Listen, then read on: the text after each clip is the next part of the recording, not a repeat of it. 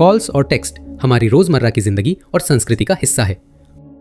हमारी कई बातचीत हमारे फोन के जरिए होती है और कई बार यही सबसे अच्छे सबूत होते हैं जिनका इस्तेमाल जांचकर्ता यह सुनिश्चित करने के लिए कर सकते हैं कि अपराध सुलझ जाएं। नंबर 10। मेलिसा सिम्स खुद को एक ऐसे अपराध के लिए जेल में पाई जो उसने किया ही नहीं था और यह सब एआई के इस्तेमाल से संभव हुआ। न्याय के लिए अपनी लंबी लड़ाई के बाद मेलिसा अब उम्मीद करती हैं कि वह पीड़ितों की वकालत कर सकेंगी और एआई के इस्तेमाल और आधुनिक फॉरेंसिक में उसकी भूमिका को लेकर भविष्य के राज्य और संघीय कानूनों को आकार देने में मदद कर सकेंगी। 2024 में मेलिसा और उनके बॉयफ्रेंड पेंसिल्वेनिया से पैट्रिक काउंटी फ्लोरिडा चले गए। कुछ सूत्रों के मुताबिक अपराध के समय दोनों अलग हो चुके थे, जबकि अन्य उन्हें साथ बताते हैं। नवंबर 2024 की एक रात मेलिसा काम से लंबा दिन बिताकर घर लौटी तो उन्होंने देखा कि उनका घर पूरी तरह से तहस नहस और बर्बाद हो चुका था। उस दिन मेलिसा और उनके बॉयफ्रेंड का झगड़ा हुआ था, इसलिए उन्हें पता था कि जिम्मेदार कौन है और उन्होंने पुलिस को नुकसान की रिपोर्ट की। मेलिसा का कहना है कि पुलिस आने से पहले उनके बॉयफ्रेंड ने खुद को चोट पहुंचाई, जिससे पुलिस ने मेलिसा को हमलावर समझा और उन पर बैटरी का आरोप लगाया। जमानत की शर्तों में मेलिसा को बॉयफ्रेंड से डिजिटल संचार सहित दूर रहने का आदेश मिला। कानूनी झमेले के बाद मेलिसा ने जिंदगी फिर से संवारने की कोशिश की। 2025 में मेलिसा के पास कॉलियर काउंटी पुलिस आई, जिन्होंने कहा कि उसने अपनी जमानत की शर्तों का उल्लंघन किया है और उसे वहीं पर गिरफ्तार कर लिया। चूंकि उसने अपनी जमानत का उल्लंघन किया था, उसे अपनी सजा काटने के लिए जेल भेज दिया गया, लेकिन मेलिसा जानती थी कि वो बेगुनाह है। अपनी पैरालीगल शिक्षा और अनुभव का उपयोग करते हुए मेलिसा ने अपना खुद का केस बनाना शुरू किया और एक बार में हमेशा के लिए अपना नाम साफ करने की ठान ली। कई महीनों की मेहनत के बाद मेलिसा केस पेश करने को तैयार थी। मेलिसा ने साइबर सुरक्षा और कंप्यूटर विशेषज्ञों की मदद से साबित किया कि उसके पूर्व प्रेमी द्वारा पुलिस को दी गई तस्वीरें एआई से बनी थीं और उसने जमानत की शर्तें नहीं तोड़ी थीं। जनवरी 2026 में मेलिसा सिम्स को 1 साल जेल में बिताने के बाद रिहा किया गया, जबकि वह निर्दोष थी। जज हर्बर्ट डिक्सन ने उसके मामले पर टिप्पणी करते हुए कहा, कुछ साल पहले यह सिर्फ नकली ऑडियो रिकॉर्डिंग से शुरू हुआ था और अब ये इस स्तर तक पहुंच गया है कि नकली वीडियो और नकली तस्वीरें भी बनाई जा रही है। कहना डरावना है, लेकिन अब हम सामने की चीजों पर भरोसा नहीं कर सकते। मेलिसा अब जेल से बाहर आ चुकी है और अपनी जिंदगी फिर से शुरू कर रही है। वह अपने अनुभव को एक अभियान में बदलना चाहती है जो दूसरों के लिए लड़ सके जो ऐसी ही स्थिति में है, और वह जो कुछ उसने सीखा है उसका इस्तेमाल आगे कानूनी ढांचे को आकार देने में करना चाहती है। नंबर 9। 29 वर्षीय माया मलेटे 3 बच्चों की मां और कैलिफोर्निया के चुला विस्टा में यूएस नेवी की कर्मचारी थी। माया अपने पति लैरी और बच्चों संग सैन मिगुएल रैंच में रहती थी। 1990 के दशक में हवाई में रहने वाली माया स्कूल में लैरी मलेटे से मिली और दोनों में प्यार हो गया। उनका रिश्ता 20 के दशक तक चला, जब लैरी ने यूएस नेवी में सेवा शुरू की। आखिरकार दोनों मुख्य भूमि पर आ गए और उन्होंने एक परिवार शुरू किया। कुछ समय तक सब कुछ ठीक था, कम से कम बाहर से देखने पर, लेकिन जैसे ही नया दशक शुरू हुआ उनके रिश्ते की समस्याएं सामने आने लगी। लैरी को शक और वहम हो गया था कि माया का किसी के साथ अफेयर चल रहा है और इससे उनके रिश्ते पर बहुत बड़ा दबाव पड़ गया। 2020 के अंत तक माया को पता चला कि लैरी अफेयर कर रहा था, इसलिए उसने तलाक का फैसला किया।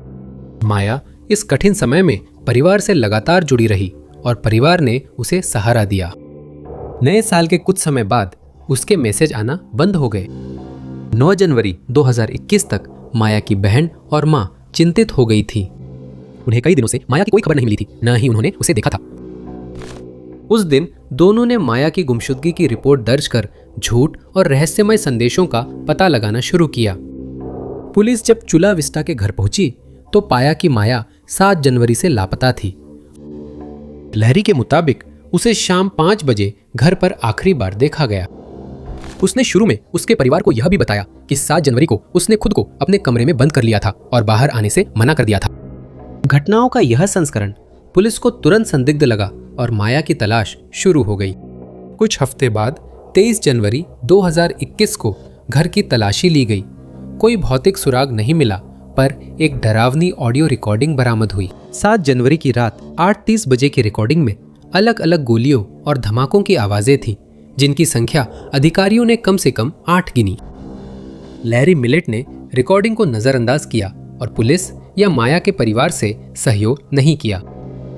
कई महीनों की गुप्त जांच के बाद अक्टूबर 2021 में चुला विस्टा पुलिस ने लैरी मिलेट को माया की हत्या के आरोप में गिरफ्तार किया। लैरी के खिलाफ मामला आसान नहीं था। वकीलों ने कई याचिकाएं दायर की कि वह मानसिक रूप से मुकदमे के लिए सक्षम नहीं है। इन बाधाओं के बावजूद लैरी मिलेट का मुकदमा मई 2026 में शुरू हुआ, जिसमें टेक्स्ट और कॉल्स का डिजिटल रिकॉर्ड पेश हुआ। माया ने संदेश में लिखा, लैरी का गुस्सा बहुत डरावना है, जो परिवार से बाहर किसी ने नहीं देखा। जिस सुबह माया गायब हुई, उसने पति को संदेश भेजा, मैं अब तुम्हारी पत्नी नहीं बनना चाहती। मैं फाइल कर रही हूं, चाहे तुम्हें पसंद हो या ना हो। मुझे पहले ही छोड़ देना चाहिए था, अब मैं पीछे नहीं देखूंगी।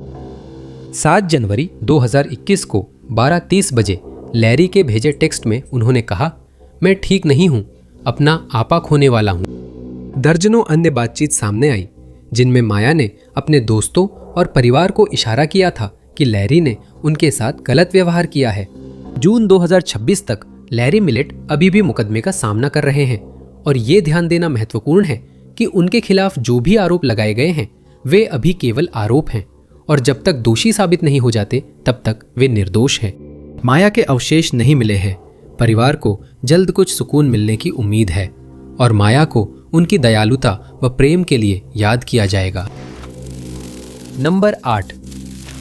2010 के दशक के मध्य में जैक जिज लासोटा, जो अपने लिए शी हर सर्वनाम का उपयोग करती है, ने अलास्का विश्वविद्यालय से कंप्यूटर साइंस की डिग्री प्राप्त करने के बाद अपना ब्लॉग शुरू किया। शुरुआत में उनका ब्लॉग छोटा था, जिसमें वो अपनी जिंदगी और नासा में नौकरी के लिए किए गए आवेदन का दस्तावेजीकरण करती थीं। समय के साथ जिज ने अपनी कट्टर मान्यताएं भी शामिल करनी शुरू की। जिज ने उन सदस्यों को इकट्ठा करना शुरू किया जो बर्कले विश्वविद्यालय की अन्य संस्थाओं से खुद को बाहर महसूस करते थे। 30 वर्षीय मिशेल जास्चको उन सदस्यों में थीं जो जिज के ऊंचे आईक्यू और सोचने पर मजबूर कर देने वाली बातचीत से प्रभावित थीं। 2 जनवरी 2023 को पेंसिल्वेनिया के शांत उपनगर चेस्टर हाइट्स में पुलिस को रीटा और रिचर्ड जास्चको के घर कुशलक्षेम की जांच के लिए बुलाया गया। जास्ताशको का परिवार सम्मानित था, दोनों की अच्छी नौकरियां और बड़ा घर था। मिशेल ने बचपन बुरा होने का दावा किया और कई सालों से उनसे अलग रह रही थी। कोरोनर ने पुष्टि की कि रिचर्ड और रीटा के सिर पर चोटें आई थी और वे 31 दिसंबर 2022 से मृत थे। जास्को परिवार की मौत से समुदाय हिल गया। ये घटना देखने में तो बेमकसद लगी, लेकिन पुलिस का मानना है कि इसके लिए सिर्फ एक ही व्यक्ति जिम्मेदार था, उनकी बेटी मिशेल। मिशेल एक पंथ जैसे समूह से जुड़ गई थी। जैक जिज लासोटा के आसपास पंथ जैसा समूह था, जिस पर 2023 तक गंभीर अपराधों के आरोप लग चुके थे। वे खुद पर गर्व करते थे कि वे तर्क के आधार पर काम करते हैं, भावनाओं के आधार पर नहीं। और समूह को भेजे गए एक संदेश में मिशेल ने लिखा, हर बार जब मैं माँ के साथ सतही नहीं बल्कि गहराई से बातचीत करती हूँ तो वह अपना समय उस जिंदगी का अपमान करने में बिताती हैं जिसके बारे में उन्हें कुछ भी पता नहीं है। रीता के गुजरने से कुछ घंटे पहले ही उन्होंने अपनी बेटी को मैसेज किया, उस दूरी के लिए माफी मांगी जो उनके बीच आ गई थी और सब कुछ ठीक करने की इच्छा जताई। मिशेल ने उस संदेश का कभी जवाब नहीं दिया। पुलिस का आरोप है कि मिशेल ने सिर्फ एक इरादे से वर्मोंट से पेंसिल्वेनिया तक गाड़ी चलाई।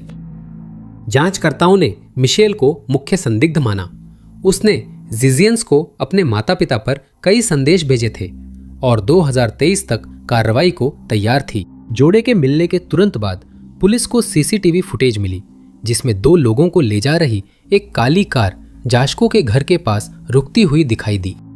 क्लिप में एक आवाज सुनाई देती है जो चिल्लाती है, माँ, और फिर तेज धमाकों की आवाज आती है। जांच में अधिकारियों को मिशेल के फोन में ऐसे मैसेज और नोट्स मिले जिनमें उसने बिगाड़ी गई चीजों का जिक्र किया था। इन संदेशों में अपराध से जुड़ी जानकारियां थी और उसने लिखा था कि वह घटनास्थल से कारतूस के खोखे इकट्ठा करना भूल गई थी। जून 2026 के अंत में मिशेल जास्चको पर अपने माता पिता की हत्या का आरोप तब लगा जब पेंसिल्वेनिया में उसे पकड़ने के लिए बड़ा पीछा हुआ।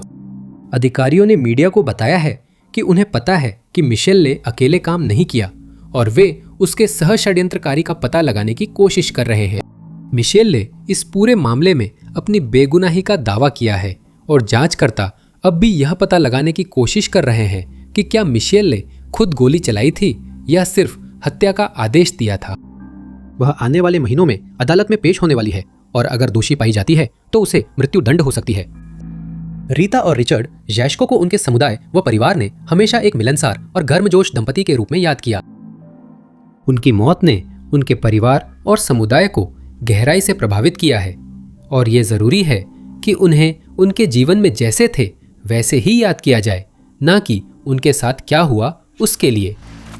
नंबर 7। 19 जून को टम्पा, फ्लोरिडा के टस्कन लून ड्राइव के निवासियों ने अपराध होते देखा।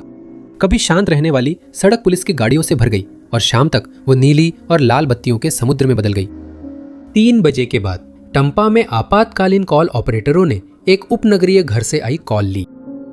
एक महिला की आवाज ने बेताबी से गुहार लगाई, कृपया रुक जाइए, आप मुझे मार रहे हैं। कॉलर ने बस अपना नाम अमांडा रॉर्क बताया। अमांडा के अपनी जान की भीख मांगने और चीखने के कारण कॉल का ज्यादातर हिस्सा सुनाई नहीं देता।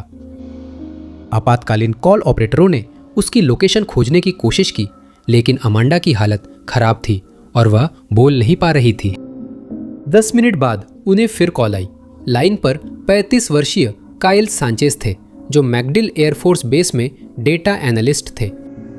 शुरुआत में काइल के शांत स्वभाव ने ऑपरेटरों को सहज किया, लेकिन कुछ ही शब्दों में कॉल उच्च प्राथमिकता पर आ गई। मैंने अभी अभी अपनी गर्लफ्रेंड की जान ले ली है। ऑपरेटरों के पूछने पर काइल ने बताया कि उसकी गर्लफ्रेंड 37 वर्षीय अमांडा रॉर्क थी, जिसने कुछ मिनट पहले कॉल की थी। काइल ने ऑपरेटर से कहा कि अमांडा की मदद संभव नहीं है। जब पूछा गया, काइल ने 911 को बताया। मुझे अजीब झुकाव आया और मैंने चाकू उठा लिया। अधिकारियों ने टस्कन लूप ड्राइव पर काइल को गहरे लाल रंग में सना देखा।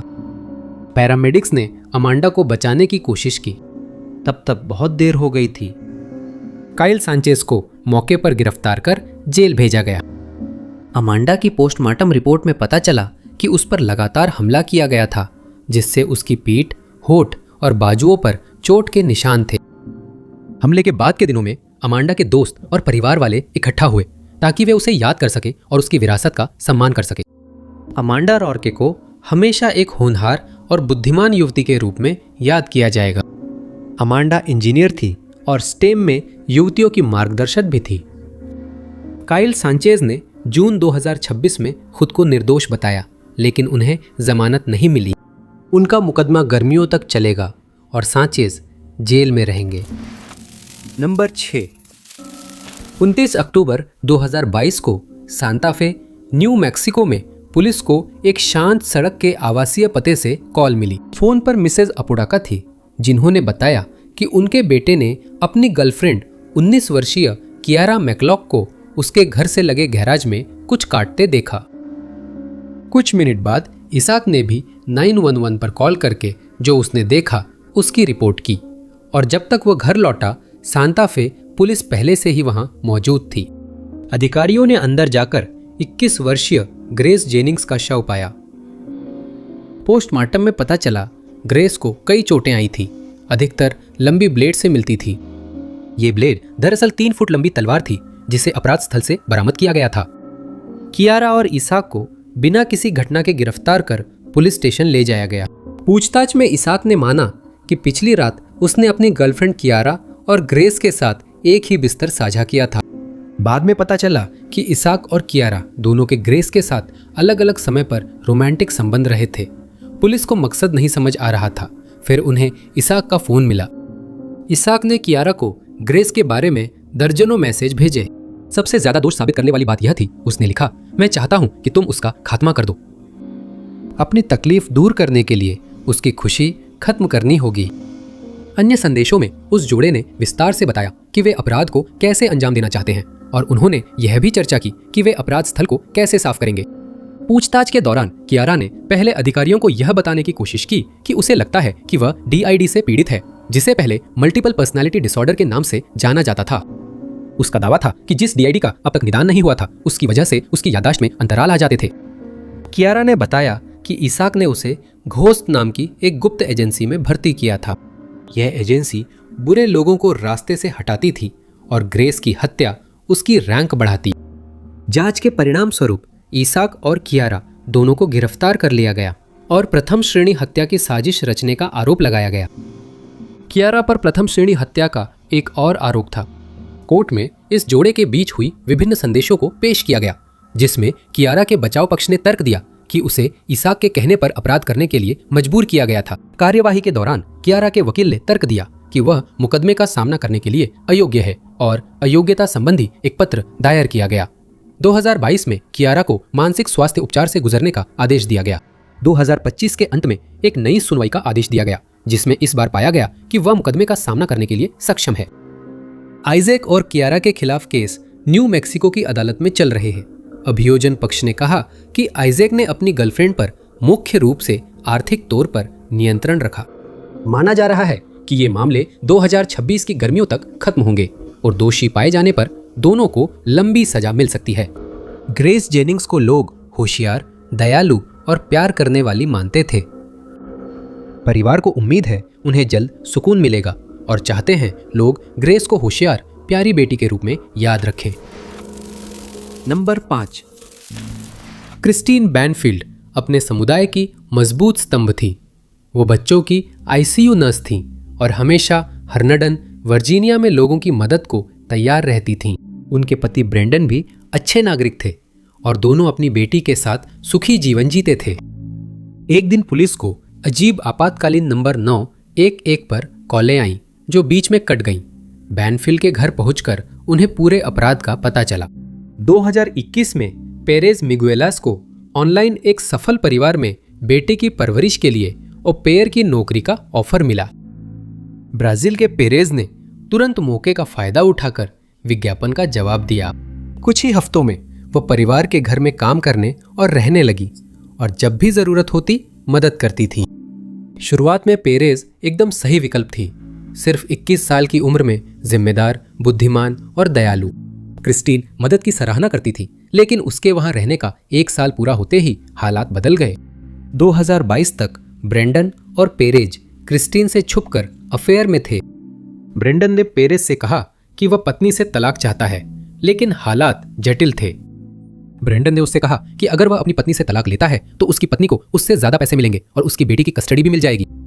रुकावटों के बावजूद ब्रेंडन ने पेरेज से उससे शादी करना चाहता था और साथ में बच्चे चाहता था, इसलिए वे एक साजिश रच सकते थे। वह योजना 23 फरवरी 2023 की सुबह हकीकत में बदल गई और सुबह 7:47 बजे ऐसा हुआ। फेयरफैक्स पुलिस को कई बार फोन काटे जाने की कॉल्स मिली। फिर सुबह 8:02 बजे उन्हें पेरेज का कॉल आया। उस कॉल में वह मदद के लिए गुहार लगाती हुई सुनी जा सकती थी।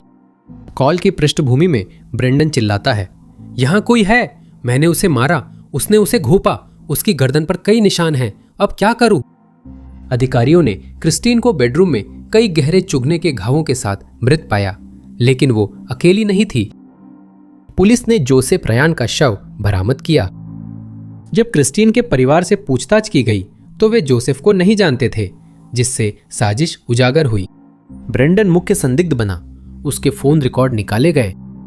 उसने और पेरेज ने काफी बातें की और उसने परफेक्ट क्राइम के लिए बहुत कोशिशें की। उसने एक एडल्ट वेबसाइट पर अकाउंट बनाया जो BDSM जैसी डार्क फैंटेसीज पूरी करती है। ये प्रोफाइल क्रिस्टीन के नाम से बनाई गई थी और उसकी प्रोफाइल में ऐसी फैंटेसीज लिखी थी जो मर्दों को उसके घर आने के लिए आमंत्रित करती थी। ब्रेंडन ने क्रिस्टीन की सारी जानकारी उसमें डाल दी और मुलाकात का इंतजार किया। जोसेफ रयान आते ही ब्रेंडन ने हमला किया। एक बार जोसेफ की मौत हो जाने के बाद ब्रेंडन ने उसकी पत्नी पर हमला करने की योजना बनाई और ऐसा दिखाने की कोशिश की कि यह सब जोसेफ ने ही किया है। आधुनिक फॉरेंसिक तकनीकों से इसे जल्दी पकड़ लिया गया। पेरेज और ब्रेंडन को जल्दी ही गिरफ्तार कर लिया गया और मुकदमे की प्रक्रिया कई सालों तक चली। अप्रैल 2026 में पेरेज ने एक प्ली डील के लिए सहमति दी, जिसमें वह ब्रेंडन के खिलाफ गवाही देने के लिए तैयार हो गई ताकि उसे हल्की सजा मिल सके। मुकदमे में जज ने सिफारिश खारिज कर पेरेज को 10 साल जेल की सजा दी। 5 जून 2026 को ब्रेंडन बैनफील्ड आखिरकार जज के सामने पेश हुआ। उसे दोषी ठहराया गया और अब वह उम्र भर जेल में रहेगा। क्रिस्टीन को हमेशा एक दयालु आत्मा के रूप में याद किया जाएगा, जिसने दूसरों की देखभाल के लिए सब कुछ न्यौछावर कर दिया। उसकी विरासत उसकी बेटी में जिंदा रहेगी, जो हर दिन वही स्नेहिल स्वभाव अपने भीतर लिए रहती है। जोसेफ रयान परिवार के लिए अनजान थे और वे यादृच्छिक शिकार थे। उनकी याद हमेशा जीवित रहे। नंबर 4, 26 साल की हैना नेविल और 27 साल के रॉबर्टो टैनर स्ट्रॉम्सबर्ग ने नेब्रास्का में शांत खुशहाल जीवन बिताया। ये विवाहित जोड़ा जनवरी 2026 में अपनी नई जिंदगी में बस रहा था, क्योंकि हाल ही में उन्हें पता चला था कि वे माता पिता बनने वाले हैं। इस जोड़े को परिवार का पूरा समर्थन मिला और सभी उत्साहित थे। 15 जनवरी 2026 को हन्ना की रूममेट ने उसकी गुमशुदगी की रिपोर्ट पुलिस को दी। रिपोर्ट में उसने पोल्क काउंटी पुलिस को बताया कि उसने हन्ना को आखिरी बार उसी सुबह देखा था जब वह पति को लेने लिंकन गई थी, जो स्ट्रॉम्सबर्ग से 59 मील दूर है। दोनों के नहीं लौटने पर उसकी दोस्त को शक हुआ। साथ ही हन्ना के डॉक्टर ने भी उसकी जांच पर न आने पर पुलिस को फोन किया। 16 जनवरी को हन्ना की कार लिंकन की 39वीं और कॉर्नहस्कर पर जली मिली थी। इस खोज ने जांच को और तेज कर दिया और उसके परिवार की चिंता भी बढ़ा दी। जब अधिकारियों ने हन्ना को उसकी कार के बारे में सूचित करने के लिए कॉल किया तो उन्हें कोई जवाब नहीं मिला।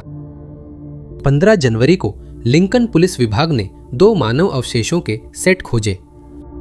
फॉरेंसिक जांच से पता चला कि ये अवशेष लापता जोड़े के थे और जिम्मेदार लोगों की खोज शुरू हुई। जांचकर्ताओं ने हन्ना के लापता होने वाले दिन उसके और उसके पति के फोन रिकॉर्ड निकालने का फैसला किया, क्योंकि उसका फोन उस दिन सक्रिय था। सेलफोन डेटा से पता चला कि उन्हें आखिरी बार 24 वर्षीय स्टर्लिंग जेम्स, टैनर के सौतेले भाई और उसकी पत्नी सैडी टाइटस के घर देखा गया था। स्टर्लिंग से मिलने पर मामला सुलझने लगा। उनके अनुसार उन्होंने 15 फरवरी को अपने सौतेले भाई को घर बुलाया था ताकि टैनर के परेशान करने वाले मैसेजों पर बात हो सके। इन संदेशों की सामग्री अज्ञात थी, पर स्टर्लिंग ने माना कि वे परिवार के लिए खतरा है। टैनर के पहुंचते ही दोनों में बहस हुई और टैनर ने बंदूक निकालने की धमकी दी। कुछ ही देर बाद उनका दावा है टैनर को एक भूरे एसयूवी चालक ने वहां से ले गया। एक गवाह ने स्टर्लिंग को अपनी संपत्ति पर महिला के शव के साथ देखा, जिससे कहानी का खंडन होता है। फिर उन्होंने देखा कि स्टर्लिंग वह शव हन्ना जैसी एसयूवी में रख रहा था। जांच के बाद स्टर्लिंग पर आरोप लगे और सैडी पर सिर्फ सहायता व उकसाने का आरोप लगा। इसके बाद 4 और लोगों को सबूत नष्ट करने के आरोप में गिरफ्तार किया गया। प्रकाशन के समय तक सभी आरोपियों के खिलाफ मामला जारी है और मुकदमा 2026 के अंत में शुरू होकर 2027 तक चलेगा। हैना और टैनर की विरासत उनके दोस्तों और परिवार के जरिए जीवित रहेगी। उनके परिवार चाहते हैं कि इस जोड़े को एक दूसरे, अपने परिवार और अपने समुदाय के प्रति उनके प्यार के लिए याद किया जाए। उनकी बहुत याद आएगी और उन्हें हमेशा याद रखा जाएगा। नंबर 3, 2024 में एक अज्ञात महिला मिस एक्स ने होनोलुलु पुलिस बल के एक अनुभवी अधिकारी 52 वर्षीय क्रिस्टोफर मून के खिलाफ एक आपराधिक शिकायत दर्ज कराई। अब तक क्रिस्टोफर कई सालों के अनुभव के साथ आदर्श अधिकारी थे। आरोप लगते ही महिला ने शिकायत वापस ली और जांच खत्म हो गई। 2023 में क्रिस्टोफर और मिस एक्स ने रिश्ता शुरू किया। शुरुआत में सब अच्छा था, लेकिन जल्दी ही समस्याएं दिखने लगी। उनके अनुसार वे कई बार झगड़े, पर कभी हाथापाई नहीं हुई। 30 मई 2024 को क्रिस पर अपनी गर्लफ्रेंड को सिर से मारने का आरोप लगा था। मिस एक्स ने 911 पर कॉल की। पुलिस पहुंची तो उनके चेहरे पर चोट थी। रिपोर्ट्स के मुताबिक मिस एक्स ने पुलिस विभाग में उसकी वरिष्ठता के कारण कार्रवाई की उम्मीद न होने पर आरोप लगाने में हिचकिचाहट दिखाई। अपनी हिचकिचाहट के बावजूद होनोलुलु पुलिस विभाग ने आरोपों के साथ आगे बढ़ने का फैसला किया और क्रिस को गिरफ्तार कर लिया गया। सिर्फ एक दिन बाद मिस एक्स को क्रिस के बॉस का मैसेज मिला। मुझे उम्मीद है वो मुसीबत में नहीं है। मैंने कोई आरोप नहीं लगाए थे, सिर्फ झगड़ा था। कुछ दिन बाद मिस एक्स ने अपने बयान और शिकायतें वापस ले ली। 2025 में कुछ बदला और मिस एक्स ने क्रिस के बॉस से कहा कि उसे बेनकाब करना चाहिए। इसके बाद जो हुआ वो उन स्क्रीनशॉट्स का एक संग्रह था जो उसने उसे भेजे थे। बताया गया कि ये संदेश क्रिस और अभियोजक कार्यालय के जांच प्रमुख के बीच थे। संदेशों में से एक में प्रमुख ने लिखा, अगर ये और आगे बढ़ा तो मेरे पास खुद बाल संरक्षण सेवाओं से संपर्क करने के अलावा कोई विकल्प नहीं होगा। आपके पास मौजूद जानकारी से गंभीर मानसिक बीमारी और बच्चे को खतरे की पुष्टि होती है। अन्य संदेशों में प्रमुख को क्रिस को सांत्वना देते हुए देखा जा सकता है। हम जानते हैं आप उसे सुरक्षित रखना चाहते थे, लेकिन अब यह आपके नियंत्रण में नहीं रहेगा। डिजिटल फॉरेंसिक विशेषज्ञों ने जल्दी पता लगा लिया कि क्रिस्टोफर मून ने खुद को ही ये संदेश भेजे और प्रमुख का रूप लिया। जांच प्रमुख ने पुष्टि की कि उनका मिस एक्स से कोई संपर्क नहीं था। एक उलझन भरी जांच के बाद क्रिस पर आधिकारिक रूप से न्याय में बाधा डालने के 2 आरोप, गवाहों को डराने के 2 आरोप, गवाहों के साथ छेड़छाड़ के 2 आरोप और दुर्व्यवहार का 1 आरोप लगाया गया। जांचकर्ताओं का मानना है कि उसने यह संदेश गढ़े ताकि वो मिस एक्स को मजबूर और प्रभावित कर सके कि वो पुलिस से उनके रिश्ते के दौरान हुए दुर्व्यवहार के बारे में बात ना करे। क्रिस्टोफर मून अब किसी भी दिन मुकदमे का सामना करने वाले हैं और उन पर लगे आरोपों के चलते उन पर $32,000 से अधिक का जुर्माना लगाया जा सकता है या फिर उन्हें काफी समय तक जेल में रहना पड़ सकता है। मिस एक्स और होनोलुलु पुलिस विभाग, साथ ही कानून प्रवर्तन में कई अन्य लोग आशा करते हैं कि ये मामला कानूनी व्यवस्था में मौजूद खामियों को उजागर करेगा और उन्हें बेहतर ढांचा प्रदान करेगा ताकि पीड़ितों की बात सुनी जाए और न्याय मिल सके। नंबर 2, 20। 8 साल की मॉली हैम्बी व्हीटलैंड, वायोमिंग में अन्य माओ जैसी थी। वो बच्चों को मैदान में खेलने देती थी और मिस्टर हैम्बी के साथ मिलकर अच्छी जिंदगी देने के लिए मेहनत करती थी। लेकिन शादी के दौरान सब कुछ बिखर गया। मार्च 2026 के अंत में दोनों के बीच समस्याएं चल रही थी और वे लगातार आपस में बहस कर रहे थे। समस्याओं के कारण मॉली और बच्चे अस्थायी रूप से घर से बाहर चले गए ताकि जोड़े को समय और जगह मिल सके। 21 मार्च तक मॉली घर लौटने को तैयार थी ताकि रिश्ते को एक और मौका मिल सके। शुरुआत में सब सही था। फिर मिस्टर हैम्बी ने उसके संदेश देखने को कहा। ऐसा लगता है कि उन्हें किसी अफेयर का शक था, लेकिन जो उन्होंने पाया वह उससे कहीं ज्यादा बुरा था। जब उन्होंने मैसेजिंग ऐप खोला तो सामने एक संदेश था। मॉली ने अपने पुरुष दोस्त से कहा, मेरे पास तुम्हारे लिए एक काम है, क्या तुम किसी को गायब कर सकते हो? फिर उसने अपने पुरुष दोस्त को घर बुलाया और अपना असली निशाना पति बताया। बातचीत में उसका दोस्त अभी तक नहीं पहुंचा था तो वह घबरा गई और आखिरी मैसेज भेजा, हमें यह आज ही करना है अगर मुमकिन हो तो। उसने कई बार मुझे बच्चों से दूर करने की धमकी दी है, वह मेरे बच्चों को नहीं ले सकता। मिस्टर हैम्बी ने यह संदेश देखकर पत्नी की रिपोर्ट तुरंत व्हीटलैंड पुलिस में कर दी। मॉली को तुरंत पूछताछ के लिए लाया गया, जहां उसने स्वीकार किया कि वह चाहती थी कि उसका पति रास्ते से हट जाए।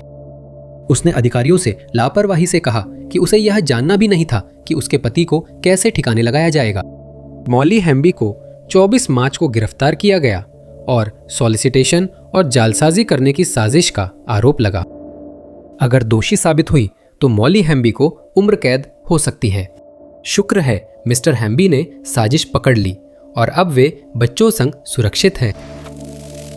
नंबर 1, 72 वर्षीय हुसैन मरे रोचेस्टर हिल्स, डेट्रॉइट में एक प्रसिद्ध और लोकप्रिय व्यवसायी थे।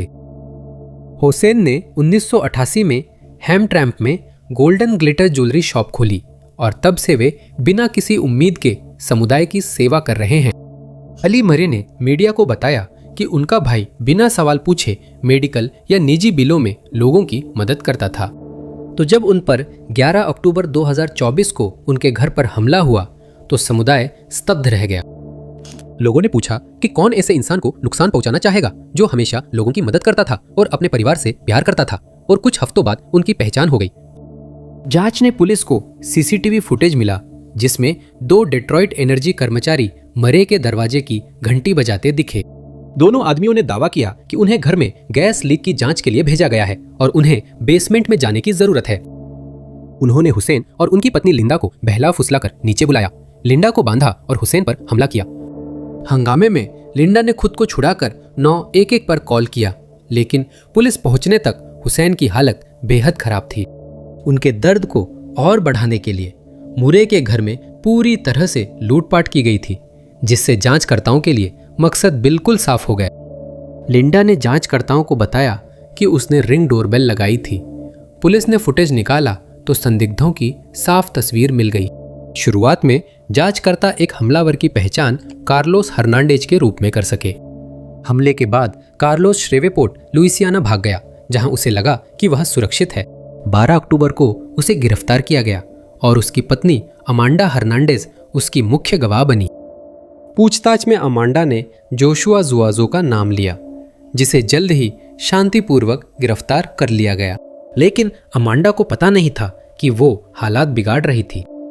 पुलिस ने अमांडा के फोन लॉग से पता लगाया कि हमले से पहले विवाहित जोड़े ने कम से कम 89 संदेश भेजे थे। उसने संदेश में लिखा, यहां आओ तो फोन बंद कर लेना, सिर्फ एहतियात के लिए। और मैं बहुत घबराई हुई हूं, लेकिन तुम लोगों को सब पता है, और अब जब तुम्हारे पास एक अच्छा भागने का वाहन है तो मुझे बेहतर महसूस हो रहा है। टैग्स हटा देना सुनिश्चित करो। हमले के कुछ मिनट बाद कार्लोस ने उसे संदेश भेजा, हमसे गड़बड़ हो गई।